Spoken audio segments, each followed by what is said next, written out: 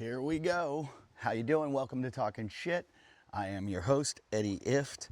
I have a big show planned for you today. Huge show. Have no idea what we're talking about. Have a whole bunch of subjects. But I just wanted to start off and say, it's okay not to have an opinion. You don't have to. Like, you could just eat food and just go, it's great. Loved it. You can watch a movie and just go, hey, had fun. That's it. I just can't believe how every time something happens, we all have to give our opinion on it. And it's like you have to dig and you have to decide. It's like we all went to school that day and they showed us a film or they made us read a book and we have to give a report on it. With every subject that happens, you know what? I watched the Super Bowl show last night, the halftime show. And you know what? I don't care. I just watched it. I don't have an opinion. I don't think I have to. I don't think it's a law that you have to sit there and be like, well, you know, he is Puerto Rican, so he's American. And I feel like, you know, it was saying something about these times and the way what's going on with the ICE raids, or the other view where it's like, you know what, this is America, and the majority of people in those stadiums, and that's not culturally there. It's like, just shut the fuck up, everybody. Just go. I watched the game, and it's okay to have an opinion, but you don't have to. You don't have to have an opinion. You watch the game. You can say the game sucked. The game was boring. You know what? You know what I did? I didn't watch the game. I didn't give a shit. I watched little pieces of it. I cleaned my garage. That was so much more satisfying. So much more satisfying than watching the Super Bowl. I don't give a shit. I don't give a shit about either of those teams. I'm not going to be a sheep. I'm not going to be pulled in like what they want you to do. I'm not going to be marketed to. I'm not going to be made like, oh, you have to see this. You got to be a part of this. You got to watch the commercials. I felt so good. My garage has become a hoarder's nest for my wife. The garage, when we moved in, it was like my one spot. And I know I sound like a man cave, like hacky, you know, like, oh man, but it was my one place of like respite. I would go to my garage and all my stuff is in there. All the stuff I love, my surfboards, my bikes, my skateboards, my skis, my snowboard, my tool bench, my weights, my pull-up bar, my squat rack. And I just would go in there and I get to do all the things I like. And prepare them and get ready. And I'm a gear nerd. I love my gear. I want to have it ready. I want to have it all perfect. And I love my garage. I don't know what it is. It's my happy place. It's a little cold. I don't like that. But I horse matted the bottom. So it's, you know, nice, and it's got nice floors. And somehow my wife destroyed it. At one point, it was like a maze trying to get out of the garage. There was so much shit in there. And I'm going to blame a lot of it on Christmas. My wife is one of these people that I heard somewhere you can determine how crazy someone is by when they start decorating for Christmas, how early. Traditionally, I think you were supposed to start after Thanksgiving. It was kind of like Black Friday. That's when people start. Not even close. She's at Halloween now. I mean, in a few years, she's going to be at 4th of July. We're literally going to like take down the red, white, and blue and put up the red and green. That's how into it she is. I don't know what it is. I don't know why she's bought into this. I am not anti-Christmas. She thinks I am. I'm not bah humbug. But I am. There's a time and place. I love Christmas. I don't want too much Christmas. It's like chocolate. I like chocolate. I don't want to eat the whole chocolate bar. I want to have a couple little cubes of the chocolate. I don't want to eat the whole thing because it's too much chocolate. There can be too much Christmas, okay? There can be too much holidays. There can be too much Super Bowl. My dad used to say to me, everything in moderation, and I never believed him. And I have a different philosophy. I believe everything in moderation, but with extremity. So if you're going to do Christmas and you're going to do decorations, do it. Go all out. Be hardcore. But do it in the defined period. It's like all of my hobbies. I love them. But I have lots of hobbies. I have my career. I have my family. And I like to do all of them, do them extreme. But I also have to have balance to do all of them. I'm not just going to lock into one and get fully into it because then I neglect all the others. So this is my rant on opinion, though. I don't know how we went on this tangent about my garage, but I didn't watch the Super Bowl. I did. I probably watched the end, which was the only good part because the whole game was like 3-3, 3 points, 3 points, 3 points. Kicking's so boring. It's weird that the kicker is even part of the team. Because anybody who's played football knows the kicker doesn't even practice with the team practically. Like they're like, hey you, hey, it's like grabbing someone from a complete other sport. And you're like, by the way, we need you right now for one play to do one thing and then leave again and we'll call you back maybe, maybe not. And, I just remember from football, like growing up, the kicker didn't even, like we'd all doing practice and the kicker was just on the sideline, just kicking into a net, kicking into a net, kicking into a net, kicking into a net. And we were beating the shit out of each other. So there was a bit of resentment too towards the kicker, kind of like, well, what's this guy doing? How come he doesn't have to run laps and, do Oklahoma drills and beat the shit out of yourself? And so, there was a little bit of resent.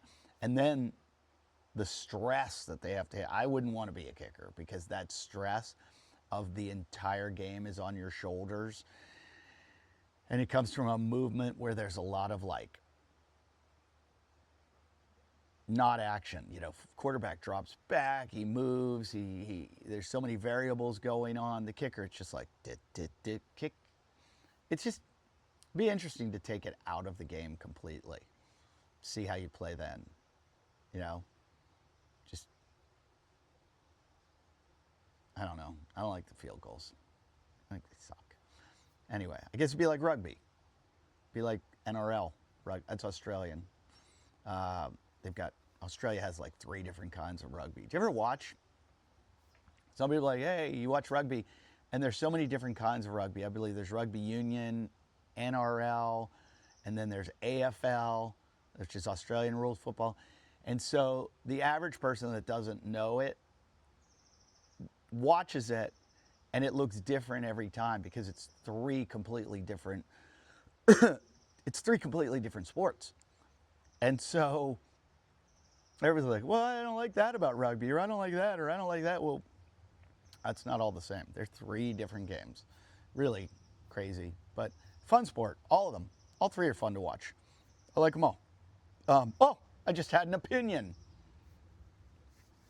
What's that saying? Opinions are like assholes. Everybody has one. Yeah. If we could all just tone down our opinions.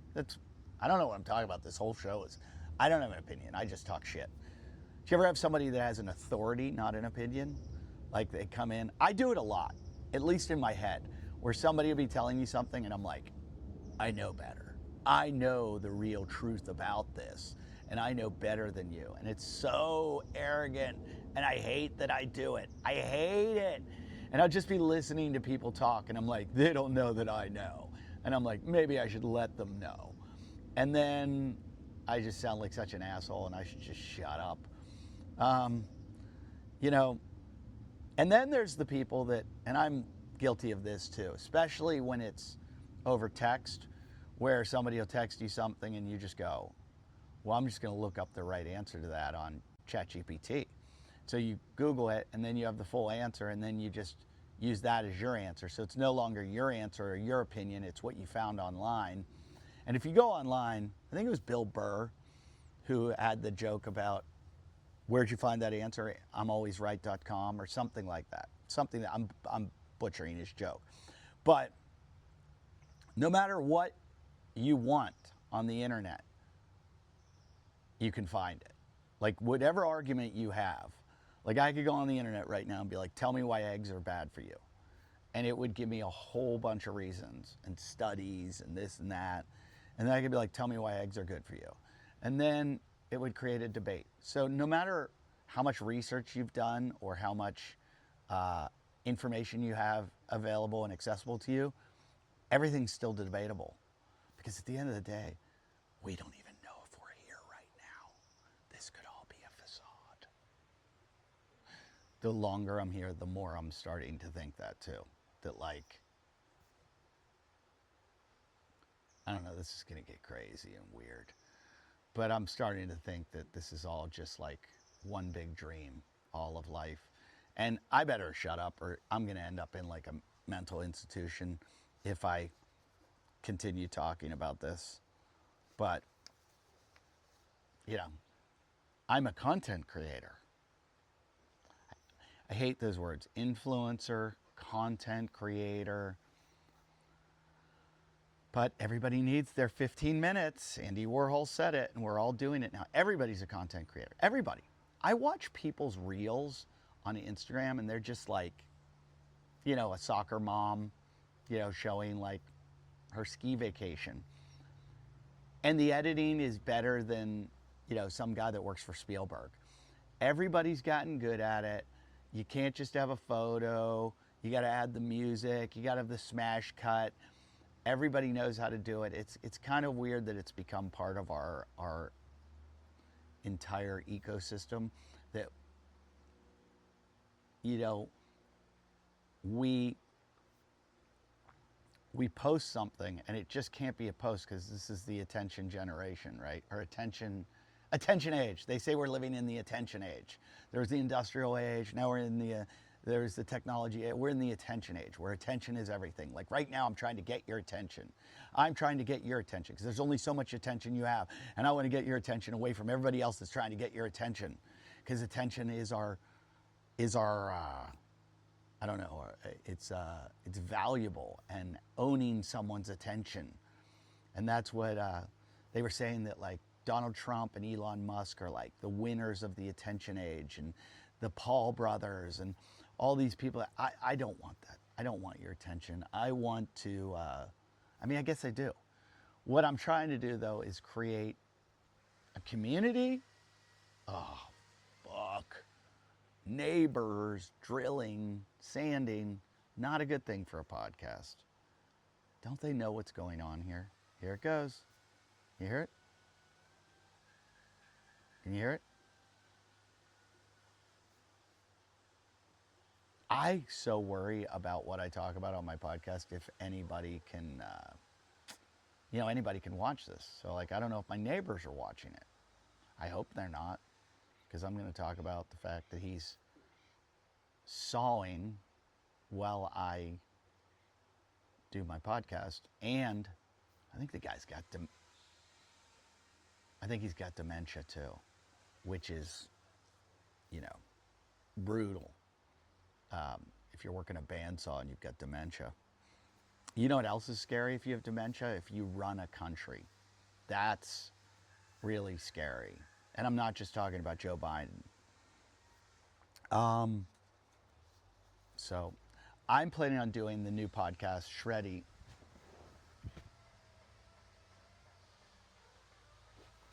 I'm going to be doing the new podcast, Shreddie, out here with a guest. And if this happens while I have a guest, this is going to suck. That's the problem with doing an outdoor podcast. Unless we go way up into the mountains, I'm not going to do that. So anyway, there it goes again. This is, I hope you can hear it. Now I'm hearing like a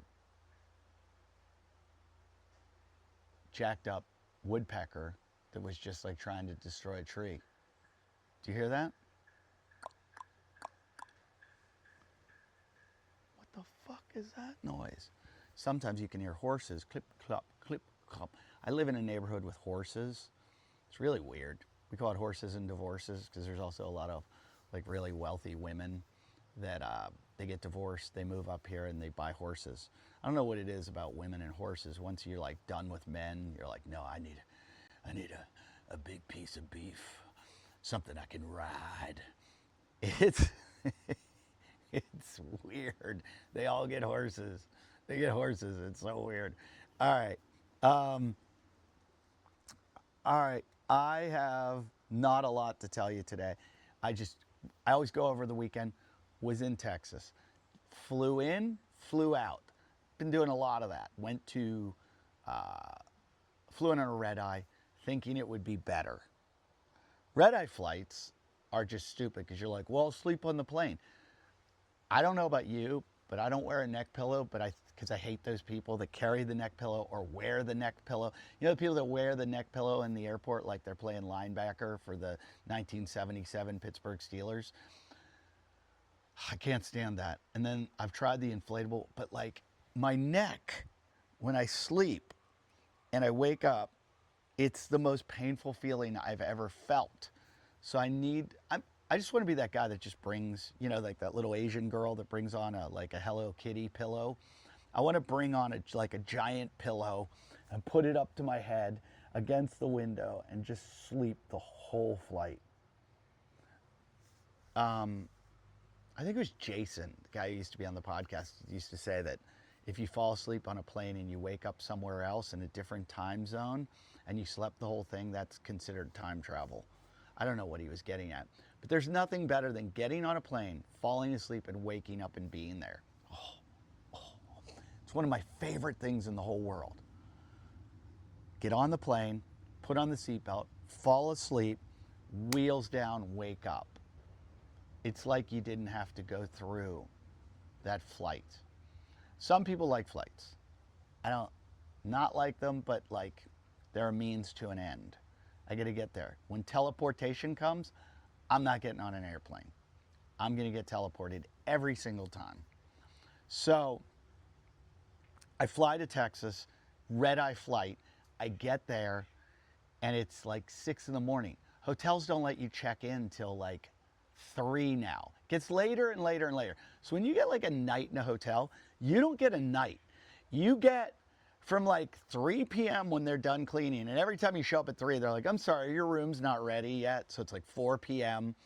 And then they call you at like 10 a.m. They knock on your door at 10 a.m. Are you out yet? Have you checked out? Have you checked out? Because like in America, checkout's like 11. You can get like a late checkout at 12. In other countries, it's like checkout's like 9. So it's like you're in at 3 or 4 and you're out at 9 a.m. That is not 24 hours. That is not a day. That is not a night of a hotel. They're really making money on the fact that you're only in there for, I don't know, 16 hours or something. It's not fair. So they wouldn't let me check in. Finally, I did. And I just went to sleep. Woke up, did 2 shows at the Big Laugh in Texas. Big Laugh, great club. Great club. They got a burger place in there made by some skateboarders. One's like a Michelin star chef.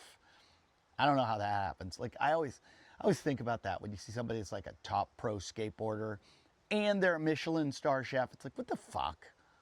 Like, how? How are you so good at so many things? But really good burger place. Wish I could remember the name. It's in the bottom floor of the Big Laugh. They've got 2 rooms. They've got an upstairs room, downstairs room. I played the big room upstairs. We did 2 shows. They were so much fun. Here's what I'm going to say. And don't hold me to this. And I am going to get opinionated because it's my profession. I love a carefree crowd. I like a crowd that doesn't care where you go with race, sexuality, politics, gender, anything. religion, anything like that. I love a crowd that'll go anywhere with you. I'm not saying liberal, conservative, this, that. Each crowd, each area has their triggers, has their oohs and their ahs. But I will say, I find it harder, and again, we all know I'm hard right, ultra middle, ultra moderate. I do find the liberal crowds way harder to perform to. And the conservative crowds, anything goes. Now, there's a caveat in this, and that is, I could say the most racist shit in the world to the like ultra right wing crowd, and they're gonna like it because they're racist. Where they're not gonna laugh because I'm saying something that's ironic, they're gonna laugh because they like that content. They enjoy that. So there's something that's like dirty about that, where you feel like, I don't want them to like this, but they do like it. But I do like that they don't give a shit about anything. Then, on the other hand, the liberal crowd, it gets stifling when you're getting a lot of pushback to the jokes where they're, oh, ooh, oh. It just makes you start to kind of, and I guess maybe I should work on my jokes more so they're more, I don't know, they're more, I don't know, I'm at a loss for words right now. I'm thinking equality and, what's the word they use when they're, you know, I'm like, not open, but I'm allowing for, I'll watch this and be like, the word is blah, blah, blah. Would you have dementia? That's the neighbor next door at the bandsaw. I don't know, more enlightened. I don't know what I'm looking for. Basically what I'm saying is, yeah, maybe I could be better at that and coming up with more surreal jokes, but that's not what I do. I just like to shit on everybody and everything. And so I'm going to say Texas was fun and easy. Granted, they're probably laughing at things for the wrong reasons, but I don't know. But again, I found with the right-wing crowds, you do a Trump joke, they get triggered. Like, not as much anymore. There was a period where they did. Now they're just like, yeah, we don't give a shit. Go ahead. We got elected. We got in the presidency. We don't care anymore. Go ahead. Fuck with them. Say whatever you want about the fucking guy. I don't really do religion because, especially in an area like that, because I don't know. I don't think there's a lot of thought into religion. I think there's it's that like faux Christianity, you know, that like they do it for identity. They don't really believe the teachings of Christ. So it's going to be more of this tribal thing, like, oh, you messed with my religion, fuck you. So I just don't want to deal with that. It's a pain in the ass. But I do see that so often, more than the people that are the most religious. Usually it's a tribal thing, it's an identity thing, and they use it for their benefit to congregate and find an elite group of people. Whereas the people that are really spiritual and really care about like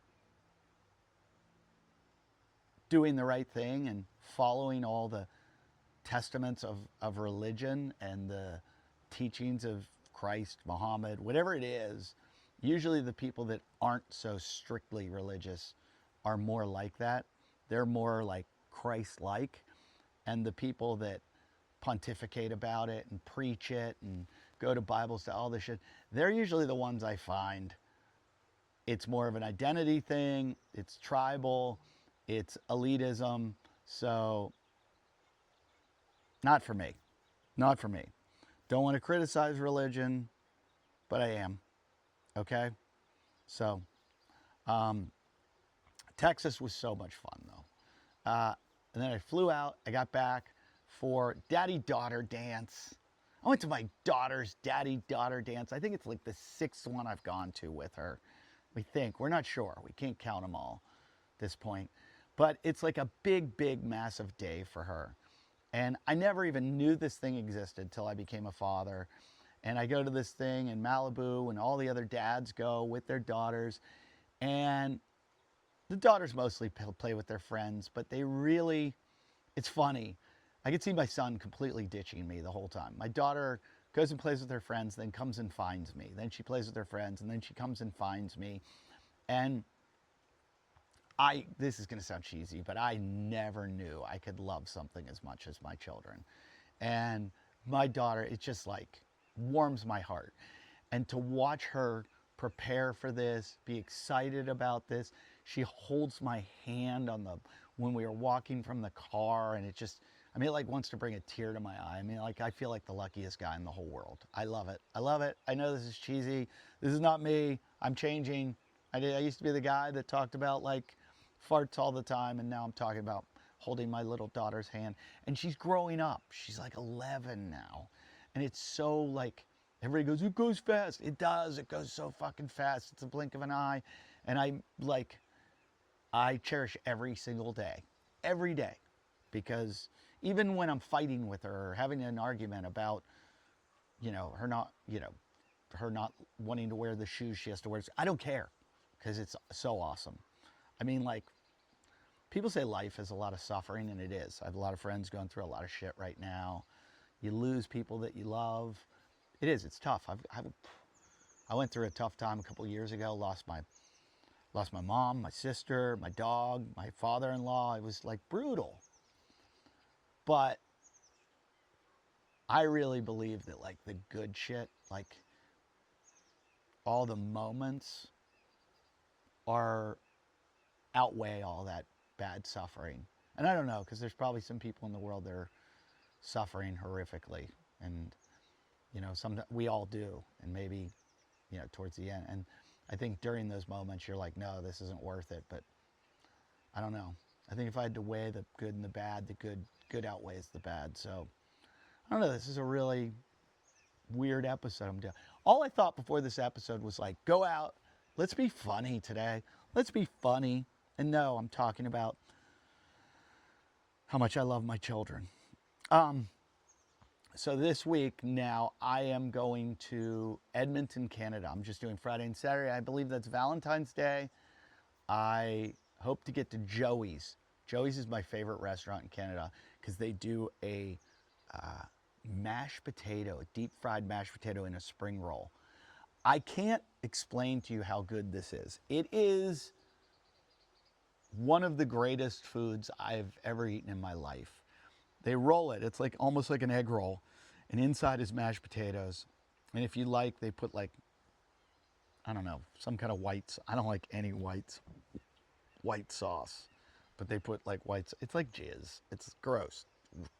Ranch. I don't like any cottage cheese, cream cheese. I can do with mayo. Mayo's about it, but the rest. So I don't get that. I just get the potato, and it's like the crispiest, biggest French fry you've ever eaten. So good. So good. So that's what I look forward to going to Canada. I'm anxious to see what the temperature is on Americans right now, thanks to Mr. President. We'll see. Maybe they don't give a shit.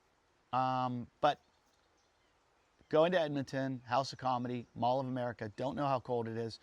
I hope this heat wave has hit Edmonton, because I just don't like the cold. Even though I think they put me in the hotel in the mall, and then I don't even have to leave the mall except to get in my car and go to the airport, because it just sucks. It's so cold up there. Montana wasn't that cold, so hopefully Edmonton won't be cold. Then I want the cold, because I'm going the next week to Calgary. I want the snow to start coming in, because I'm going to ski. I'm going to do shows at Yuck Yucks in Calgary. Then I'm going to go to Banff. I'm going to go to Kicking Horse. I'm going to go to Revelstoke. Then I'm going to go to Whistler and do shows in Vancouver at the House of Comedy in Vancouver. So if you live in Canada, just know that I'm coming to Edmonton, Calgary, Yuck Yucks, and Vancouver House of Comedy. So Canada, these are the 3 weeks a year. I'm coming to you. Get your tickets at eddieifft.com. eddieifft.com. Canada. I enjoy the Canadian audiences a lot. I think they're great. Some of the funniest people in the world. So, funniest comedians, funniest people. And I get to ski. Best mountains. If you've never skied in Canada, just know that their mountains make ours look tiny, tiny.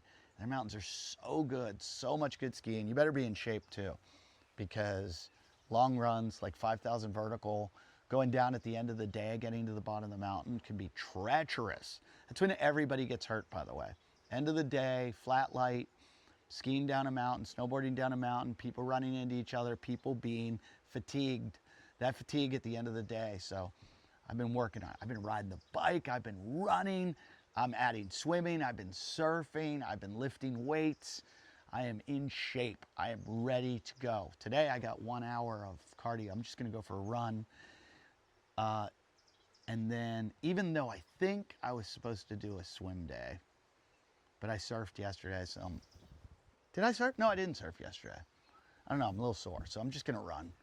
Right as soon as this is over, while this show's uploading, I put it to YouTube, boom.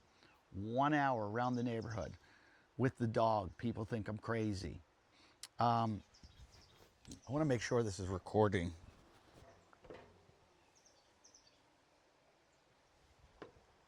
It is recording.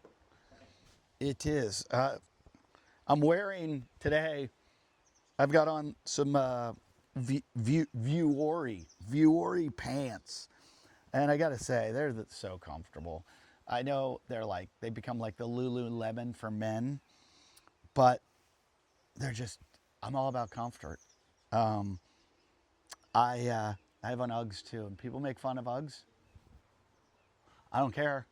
I don't care.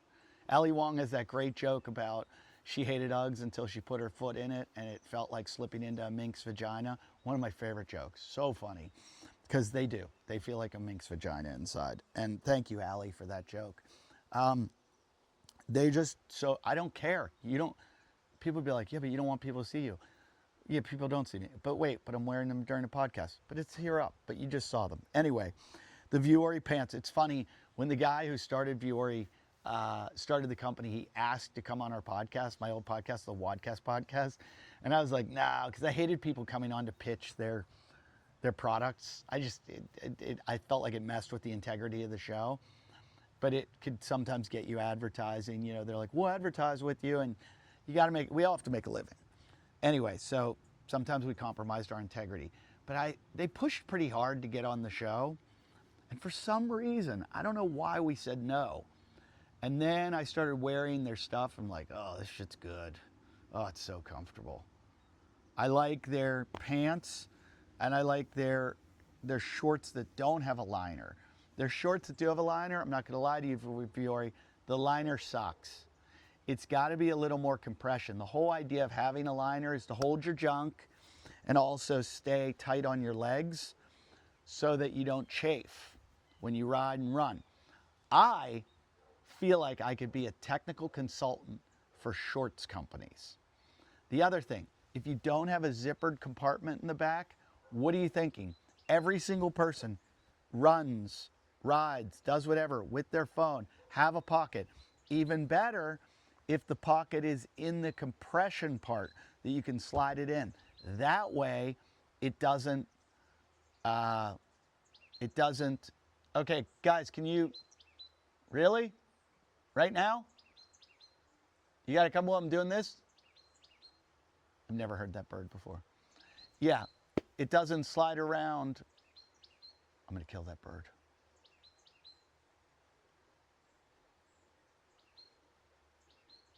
Yeah, so you put the phone, like, slide it into the pants, shorts, or the compression part of the shorts. And then it doesn't slide around. But it's a pain in the ass to get it out, put it back in, get it out, take it back in. But, just a good tight pocket in the back with a zipper, that's key. More than one pocket, even better. There's a company, I forget, I have the shorts. They have an X, I think on the back. maybe it's a plus. I forget their name. They usually send me 1,000 ads on the internet, 1,000. But they're good. The compression part, not so. The best ones I've ever had were either, I hate the company because they never paid us for ads. We did a whole bunch of ads and they stiffed us, and I heard they stiffed Theo Vaughn and a couple other comedians too. But the company was Bird Dogs. Not gonna lie, best shorts ever though. Best workout shorts. And then another good one, Ruka. Ruka, this one right here. Really good compression, really nice soft outside shorts. I'm all about, when I work out, I'm all about my shorts. Don't really give a shit about the shirt. I do care about shoes a lot, and I go through shoes a lot. If you want to have a running shoes conversation, I can do that. Because I've tried the fluffy, I've tried the big ones, I've tried the low profile, I've tried the zero drop. I'm a big zero drop guy. Best shoes I ever owned were Innovates, by far. Innovate, incredible. I think they changed though. They're a British company. Ultra, pretty good. It's not as good as Innovate. Been wearing Adidas. Some of my Adidas have been good. They break down. The Bostons were good. Nike, Wild Horses, great trail shoe. I could go on for hours and hours. If you ever want to talk shoes with me, let's do it. Let's do it. Let's have a whole shoe episode. But there's so many people out there doing that. And I think shoes are such a personal preference, and it has nothing, like, it's just like, it all depends on your feet, your gait, your size, your activity. So again, here we are. This show, there's a theme here. It's opinions. Your opinion doesn't fucking matter. My opinion doesn't matter. But I will tell you, someone did come up to me recently and say, hey, you recommended crossover symmetry to me and it saved my shoulders, or his friends, or they were like, I think I've saved more people with crossover symmetry. If you have any kind of shoulder issues, inflammation, I just recommend it to Lachlan Patterson. We'll see. If you see Lachlan saying, oh, my shoulders got better, and it's because he bought a crossover symmetry, those are those bands, and you do the stuff where you go like, you pull them and you go like, A, T, wait, no, it's, wait, what's A? A, T, Y, T. Oh, A, T, Y, T, A, T, Y, and then you do these, and you do like these, and it's just all this stuff with these bands that cross over. And I thought I had torn rotator, gone. Twice, this arm too, gone. It fixed them. Does amazing stuff building up all those. There's a whole bunch of muscles that support your deltoids, and that area, your rotator, you know, it's like you got this ball and socket joint here, and all these other little teeny tiny muscles that are called like supraspinatus and the infraspinatus and the teres major spiners. I don't know my biology and physiology like I should, but all those little muscles get built up by doing these things, and gives you like bulletproof shoulders. So get yourself a crossover symmetry, and I mean, that's as far as my recommendations. Oh, what I really want to recommend though is this shirt. I don't know who makes it, but I went skiing in Mammoth last spring break, I think, with my family, and packing kids. I have a whole system, and I have a bin for boots. I have a bin for helmets. Everybody has a helmet bag with their helmet, goggles, gloves, neck up, goggle case. I think that's about it. You know, it's like everything you need outside of what you're wearing.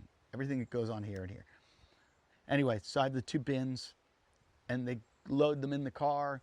Then I load in the clothing bag that has everybody's bags, and I have coach jackets, bibs, and then I have like a little compartment for like base layer, mid layer, and I have this like system.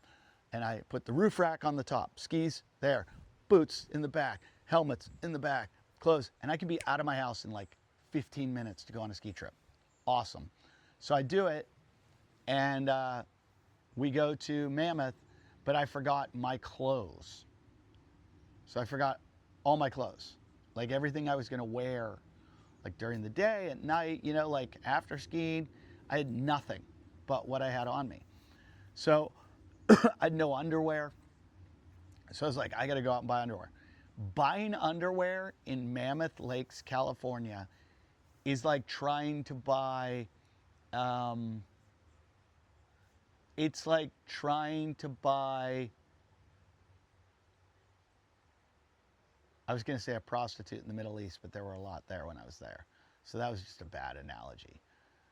I don't have any good analogies. I'm not gonna, in this kind of time frame, I'm not gonna give you a good one. So let's just say buying underwear in Mammoth Lakes is hard. If you want to buy long underwear, you can buy them. If you want to buy like compression shorts, you can buy them. But trying to buy regular boxers, they were like non-existent. I went to like 12 stores. So I forget where I ended up finding them. I think I just bought like ski type shorts. I swear the birds and the squirrels are like attacking me right now with nuts or acorns. They're at war with me. So I did buy, I had to buy shirts. So I don't know how I ended up in a grocery store and they have a rack of shirts for $9. This might have been even less, like $7 or $8 I bought this shirt for. And it's awesome. It does the job. I've worn it a bunch of times. It holds up. It's warm. It looks good. And I'm just like, look, if we can make clothes like that, why are clothes as expensive as they are? And I mean, I know this was probably made, there's probably a child in Cambodia right now that doesn't have fingertips anymore because they sewed this together. So I don't like that part of it. But none of the buttons have broken. It's like $8. You can't tell me that we need to make shit as expensive as it is. How did they make a profit on this is what I want to know. If you're in the clothing business, can you tell me how the hell they made this for $8? But I've had people even go, hey, that's a nice shirt. I mean, it's okay. I don't know why I picked it today, because it's comfortable. Today is all about not having an opinion and being comfortable. But I'm happy. I'm happy because my garage is clean. And today, if I get to, I got a whole bunch of shit today. I gotta go run a mile. I gotta run for an hour. Then I gotta go pick up the kids. I gotta take, son has track practice, daughter has soccer practice. But I want to detail my truck. That too. Just having it. The problem is I'll detail my truck and then 2 days later I'll be coming home from school, picking the kids up, and they'll go off-road, off-road, off-road. And there's this area in our neighborhood where they were going to build houses that they don't. I probably shouldn't be telling this because never mind where I go. But I go off-roading with the kids and they love it. They live for it. And I'm always worried the cops are going to catch me and they're going to be like, what are you doing with children in your car? I don't think it's illegal though. I've looked it up. I think it's legal. Is it legal to go off-roading with your children? That's what we'll check right now. I'll ask ChatGPT. And I'll ask it on here. I like using the voice-activated ChatGPT because then I can have a conversation. Here's the thing though, and I'm not gonna press it till, because I don't want him to hear me. Tell me what you think. I feel like this guy's kind of arrogant on ChatGPT. And I've asked him to take a different tone with me.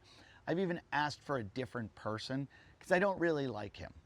He's arrogant. He's also so woke. Like I'll ask a question and he'll be like, well, I'm not even going to respond to that because and I'm like, oh my God. The way you said that, you're generalizing it. I don't need a lecture. I just need you to answer. Now, I don't want to go over to Grok because I feel like that's the Elon Musk one, and it'll be like, you know, I'll ask it a question. It'll be like, fuck black people. You know, like it'll just be like some racist rant. Um, so, but I'm having a little trouble with the, let's see. So what was I going to ask him? I don't even remember now. What I was going to, oh, is it legal to, here we go. Hey, is it legal to go off-roading with my children?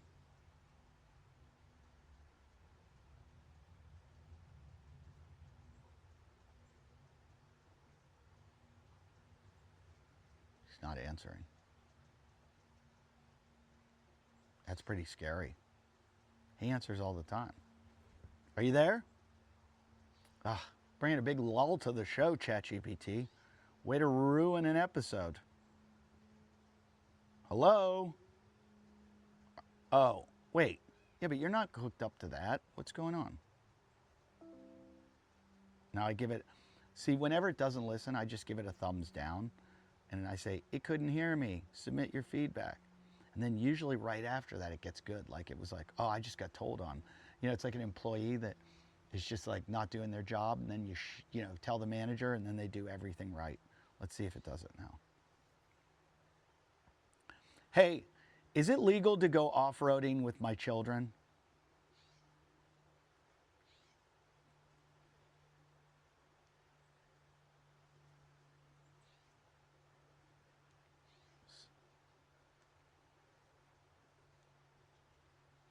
Still no answer. All right, I'm going to type it in and see if it answers. Is it legal to go off-roading with my children? Okay. It doesn't seem to be working. Oh, short answer. Yes, it's generally legal to go off-roading with your children, but the legality depends heavily on where, how, and what vehicle you're using. This is one of those areas where the activity itself is legal, but specific rules can make it illegal very quickly if you miss a detail. Okay, land type, the most off-roading is legal where it's explicitly allowed. You know, you got to be like on BLM land, which I've done a bunch with the kids, private property with permission, not allowed to do national park. Okay, I know that. Children are allowed where vehicles are allowed. Okay, vehicle type.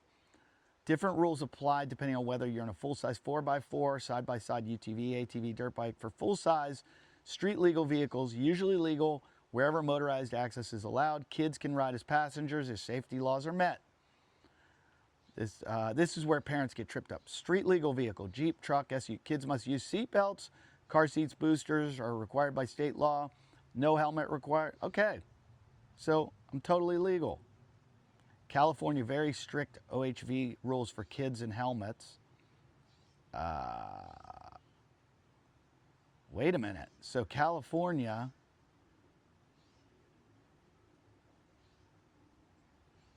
they say that there could be negligence and child endangerment if you're on unsafe terrain for age. You can still get a citation for child endangerment. That's what I was afraid of. It's rare, but it's what law enforcement looks at after accidents. So basically, if I roll my truck, you can then get in trouble. Okay. I'm in California. I drive a Toyota 4Runner TRD Pro, and I'm on BLM land, and my kids' ages are 6 and 11. Let's see. Chet should remember all this stuff about me.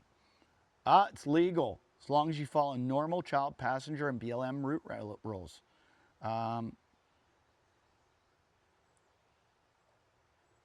Yep. Doing it all right. Ha ha ha ha ha. Yep.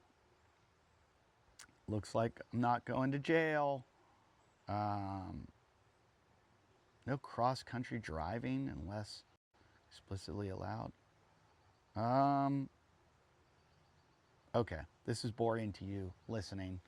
Hey, I'm going to try to get this one on Spotify today. We'll see. Who knows? It's kind of hard. But I think we're getting near the end of the show. There were some other things I wanted to talk about, but I don't know. Hope you had a good time listening to today's episode. Maybe it's a short one. Let me see. No, we're good. We're good. We learned a lot today. Most of all, don't have an opinion.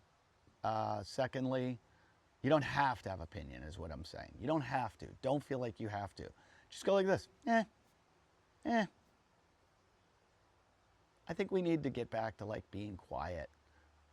I should learn that. I never shut the fuck up. All right. Oh, I want to tell you something. You know, I do talk about like the old me. Last night, my wife was sleeping and I had like a rumble in my tummy and I was like, I gotta go to the bathroom.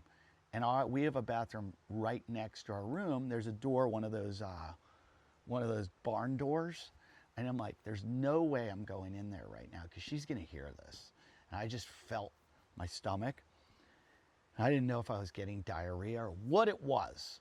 I had drank a boatload of protein yesterday because like I was in and out so much I like didn't have meals. So I was eating like, you know, like protein shakes and stuff like that, protein bars. So I go to the bathroom in the hallway next to my kids' rooms and I lock the door and I go in there and I sit down and I can tell that this is gonna blast out. I mean, this is gonna be so loud. So I try to let it out slowly and it was like letting the air out of a balloon, you know, and you're like, ee. So I start letting it out. This is out of my butthole. And it went for like an hour. I was like, what? Where is this coming? Like, I don't have a stomach out here that can be like, I don't know how that amount of gas was compressed into my stomach. But it was like never ending.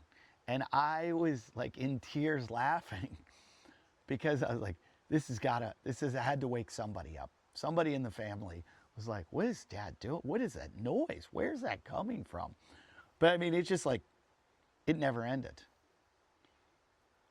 But this show ended.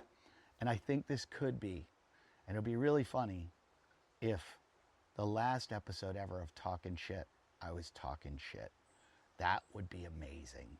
So look for Shreddie. Shreddie's going to be out soon. I mean, could be next week. It could be next week. I got all the cameras. Tripods are on their way. Sound equipment's working. Editing, we're still not sure about. Lighting, all depends on nature. But I hope you're going to enjoy what we're going to do. This show is starting to get there. It's starting to get like Shreddie, but I'm going to have a guest. And I'm going to try to line up the best guests in the world for you. I mean, top notch people. Really interesting, really exciting. And hopefully I'm going to shut the fuck up and just listen. But I have a tagline at the end where I say, I'm Eddie, this is Shreddie, I'll see you out there. But I can't say that yet. I'm Eddie, this is Talkin' Shit, soon to be Shreddie, and pretty soon I'll see you out there.